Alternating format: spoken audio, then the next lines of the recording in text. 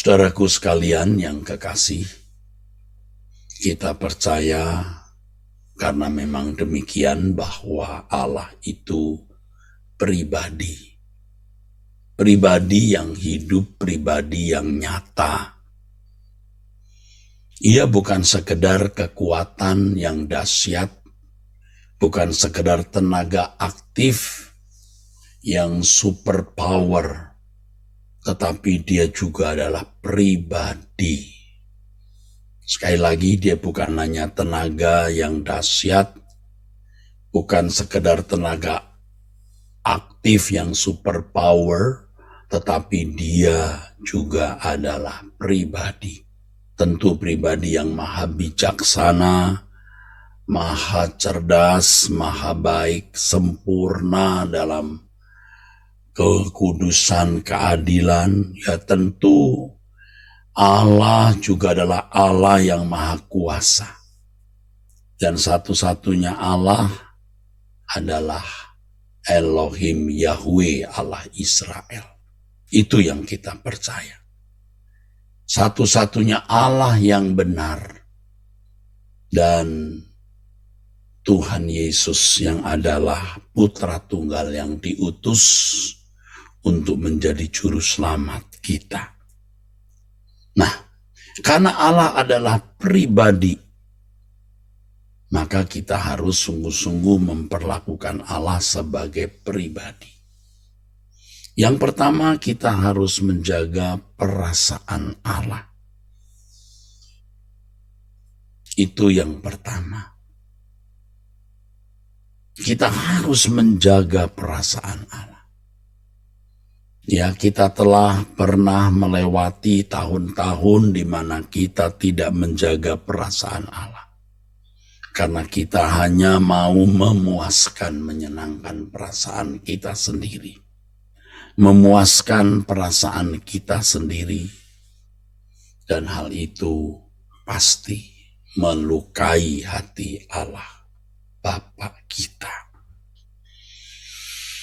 Kita bersyukur kalau kita masih diberi kesempatan hidup dan mendengar kebenaran ini supaya kita sadar. Kita telah banyak berbuat kesalahan.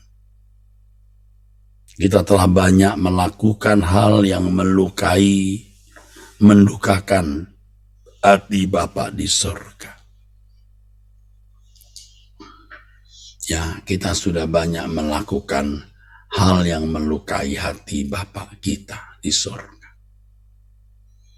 Jadi kalau Tuhan masih memberi kita kesempatan untuk bernafas, memiliki jantung yang berdetak, nadi yang berdenyut, puji Tuhan, kita harus mau berubah.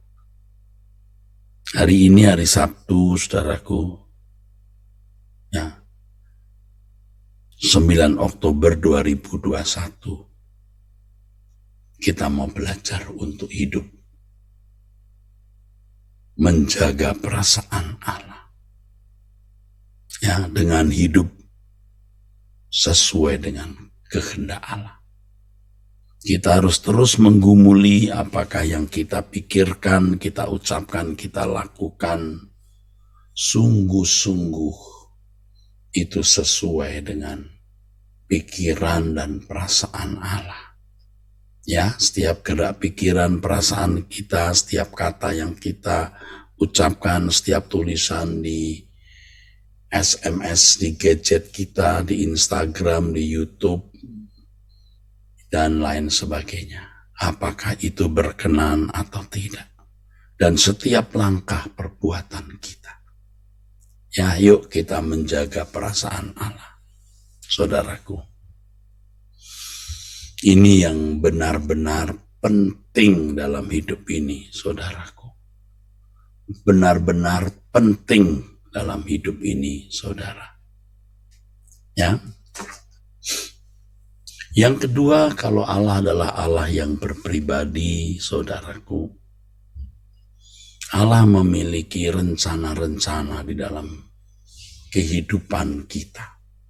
Karena Allah selalu merancang apa yang baik. maka kita harus selalu berusaha untuk mengerti apa yang Tuhan rencanakan. Kita harus selalu datang, memiliki waktu untuk bersekutu, datang dalam doa pribadi, doa bersama seperti yang kita lakukan saat ini, dan mempertanyakan apa yang harus kita lakukan. What must I do, dear Lord? Apa yang harus kulakukan, ya Tuhan yang kami cintai. Berbahagia orang yang sungguh-sungguh mempersoalkan apa yang harus dilakukannya. Baik hal kecil maupun hal besar, apalagi hal-hal yang menyangkut kehidupan dan keselamatan banyak orang. Kita harus selalu mempertanyakan. Kalau dulu kita tidak mempertanyakan, kita tidak mempersoalkan karena kita berpikir yang penting kita untung, yang penting kita puas, yang penting kita senang. Sekarang kita tidak begitu lagi ya saudara. Kita mau belajar hidup berkenan. Ya, kita mau belajar hidup benar di hadapan Tuhan. Saudaraku sekalian, ya,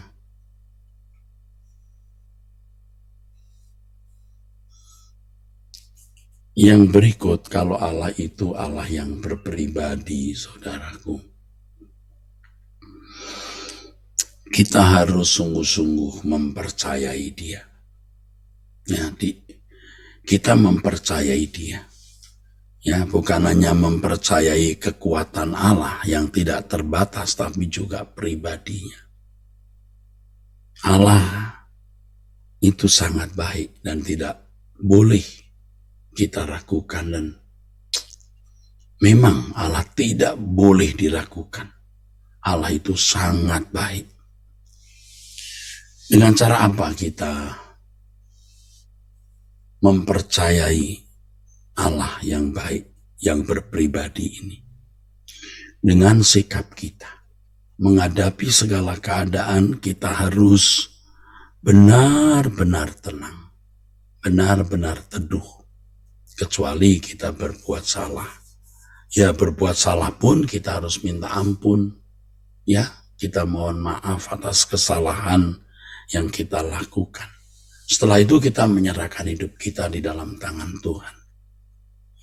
Kedepan kita tidak tahu bahaya apa yang mengancam, saudara. Wabah COVID-19 belum tuntas selesai. Ya, ketegangan dunia hari ini makin terus bereskalasi, makin naik, ya. Di Laut Cina Selatan, ketegangan terjadi antara Cina dengan beberapa negara Asia Tenggara khususnya. Jepang juga sudah meningkatkan kekuatan perangnya, lalu mengadakan aliansi kekuatan dengan Amerika dan Australia. Dan menurut berita yang saya baca, kalau Cina nanti menyerang Jepang, Amerika ada di pihak Jepang. Saudara, kalimat-kalimat di berita itu sudah menegangkan, saudaraku, ya. Taiwan juga, saudaraku, diintimidasi oleh kapal perang Cina, entah merasa diintimidasi atau betul-betul diintimidasi, ya kita tidak tahu. Tetapi kapal perang, ya, kapal dari China, saudara, ada di sekitar Taiwan, dan itu menggelisahkan. Taiwan juga tidak mau mengalah dan tidak bersedia untuk di bawah dominasi China. Dan ini kondisi yang cukup menegangkan. Ya, belum lagi antara negara-negara di Timur Tengah. Banyak, saudaraku, hal-hal yang mestinya bisa menakutkan kita. Belum krisis ekonomi yang belum pulih, krisis ekonomi global. Belum ancaman radikalisme. Banyak saudaraku, dunia ini tidak nyaman. Tetapi kita harus tetap bersukacita dalam Tuhan. Apapun yang terjadi, kita berserah.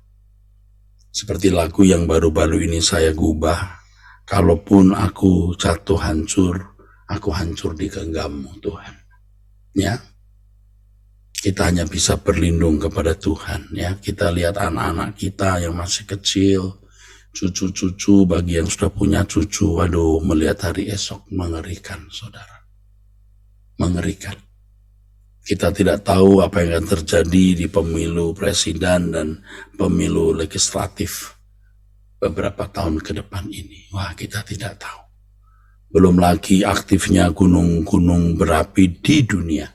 Pergeseran lempengan tanah yang bisa menimbulkan tsunami, bahkan bisa putusnya sebuah pulau atau perubahan-perubahan ekosistem bumi.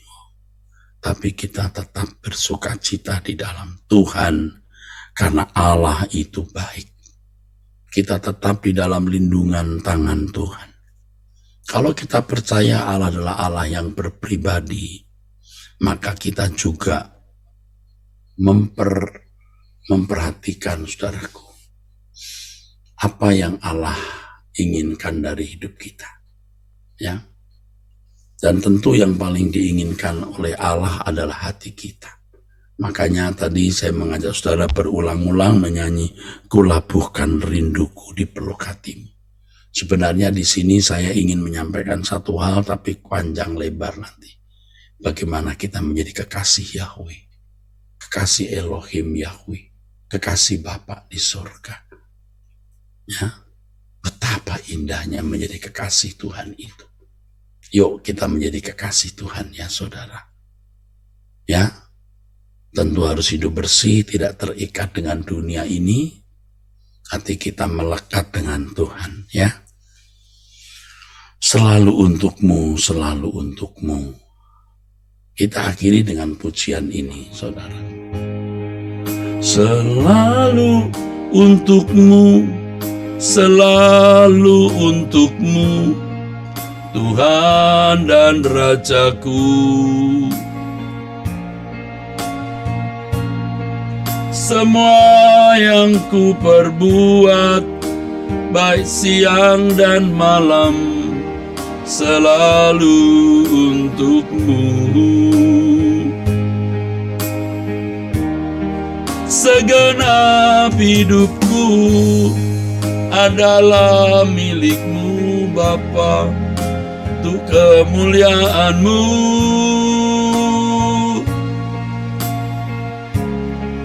Sampai ku tua nanti, sampai di surga nanti, selalu untukmu.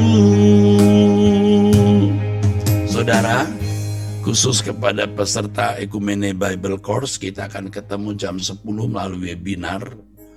Ya, secara khusus dan ini eksklusif hanya untuk keluarga webinar atau yang menjadi anggota peserta dari Ekumene Bible Course. Kalau saudara ada yang mau mendaftar, saya kira nanti bisa melihat panelis memberikan catatan dan lain-lain ya. Oke. Mari angkat tanganmu. Bapa, Engkau mengasihi saya, Engkau mengasihi semua yang ada di sini, mengasihi keluarga kami semua, dan kami aman di dalam tangan-Mu. Kami mau bersukacita di dalam Engkau, sebagai wujud percaya kami kepadamu. Juga hidup di dalam kekudusan dan kesucian. Kami menyerah kepadamu dan kami mau melakukan apapun hanya baik kemuliaan Bapa. Bapa, berkati pertemuan jam 10 ini untuk peserta Ekumene Bible Course. Beri hikmat pada saya untuk menyampaikan pesan-pesan-Mu ya Allah. Bapa, memberkati RYC nanti jam 4 dan seluruh pelayanan kami hari ini. Terima kasih Bapa, dalam nama Tuhan Yesus Kristus kami bersyukur, kami berdoa. Amin. Puji Tuhan, saudara, sampai ketemu. Tuhan memberkati saudara-saudara sekalian.